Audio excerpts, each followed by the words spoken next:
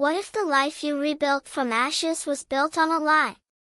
3 years ago, I buried my husband, Daniel, after a car accident stole him from me. The screech of tires, the shattering glass, those sounds haunted my dreams, but I learned to silence them. I had to. For our daughter, Lily, who was only 6 when her father vanished. For myself, to keep from drowning in grief. I sold our old house, moved to a quiet suburb outside Boston, and pieced together a new life as a single mother. I thought I'd found solid ground again, fragile but steady.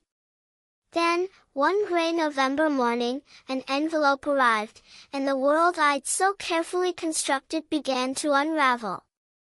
The envelope was thick, official, stamped with the seal of a law firm I'd never heard of. I stood in my kitchen, coffee cooling in my mug, as I tore it open. Inside were court papers, dense with legal jargon, but one phrase burned into my mind: claim of undisclosed assets in the estate of Daniel Harper. Undisclosed assets? Daniel and I had shared everything: bank accounts, dreams, fears. Or so I thought. The papers alleged that Daniel had owned a property, a cabin in Maine, worth $500,000. A cabin I'd never known about. The plaintiff, a woman named Eleanor Grayson, claimed she had a right to it. My hands trembled as I read her name again. Who was she? And why was she dragging my husband's memory into a courtroom? I called the law firm, my voice shaking but firm. The lawyer, a man with a clipped tone, confirmed the case was moving forward. Eleanor Grayson, he said, was a business associate of Daniel's, someone he'd worked with during his freelance consulting days. She had documents proving the cabin was purchased in Daniel's name 5 years ago, during our marriage. I hung up, my heart pounding. Daniel had never mentioned a cabin. He'd never mentioned Eleanor. I felt betrayed, not just by the man I'd loved, but by the life I thought we'd built together. That night, I tucked Lily into bed, her small face peaceful, unaware of the storm brewing. I couldn't sleep. I dug through old boxes in the attic, searching for answers. Among Daniel's things: old journals, receipts, photos. I found a faded postcard of a lake surrounded by pine trees. The back read, "Someday, we'll escape here." My breath caught. Was this the cabin? Had he planned to take us there, or was it a secret he kept for someone else? The questions gnawed at me, and by morning, I'd decided, I had to see this place for myself. I packed a bag, left Lily with my sister, and drove 3 hours to the address listed in the court papers. The cabin sat on the edge of a quiet lake, its weathered wood blending into the forest. It was beautiful, serene, and utterly unfamiliar.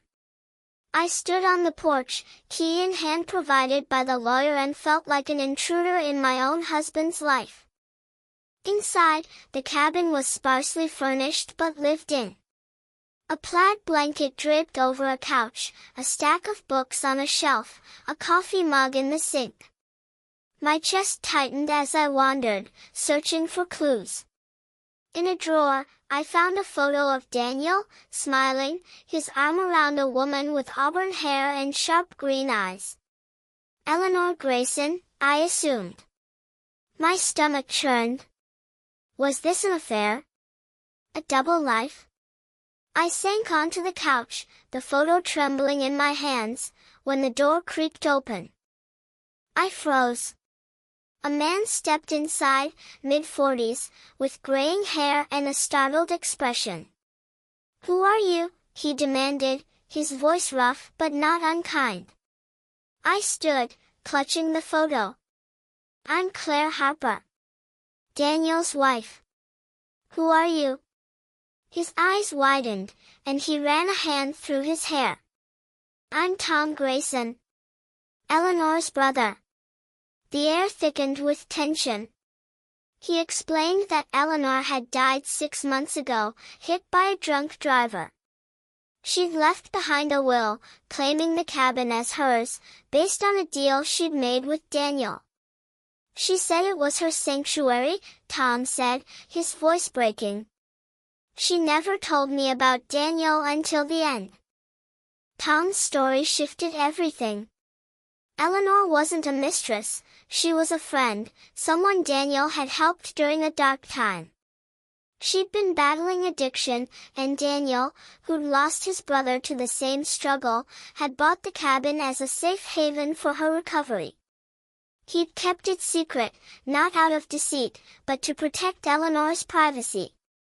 The court papers were her attempt to secure the cabin before her death, not knowing Daniel was gone. Tom's eyes filled with tears as he spoke of his sister, how she'd fought to rebuild her life. I saw my own grief mirrored in him, and something softened inside me. But the twist didn't end there. Tom handed me a letter he'd found among Eleanor's things, addressed to me. It was from Daniel, written a week before his accident. My hands shook as I read it. Claire, if you're reading this, I'm gone. The cabin was never for us, but for someone who needed it more. I wanted to tell you, but I promised her I wouldn't. Forgive me for the secrets. I love you and Lily always. Tears streamed down my face. Daniel hadn't betrayed me, he'd been protecting someone, carrying a burden alone. The cabin wasn't a lie, it was a testament to his compassion. I spent the night in the cabin with Tom, sharing stories of Daniel and Eleanor.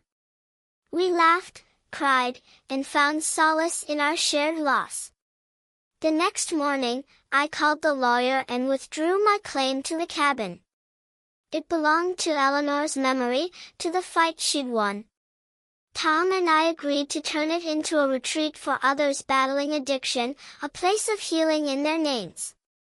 As I drove home, the weight of the past 3 years lifted slightly. The court papers hadn't destroyed me, they'd revealed a truth I'd needed to hear.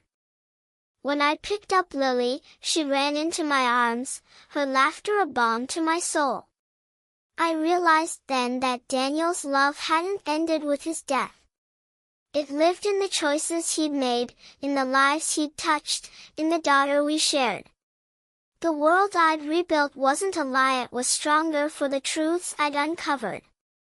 I looked at Lily, her eyes so like her father's, and promised myself I'd keep moving forward, not just for her, but for the man who'd taught me that even in loss, there's room for redemption.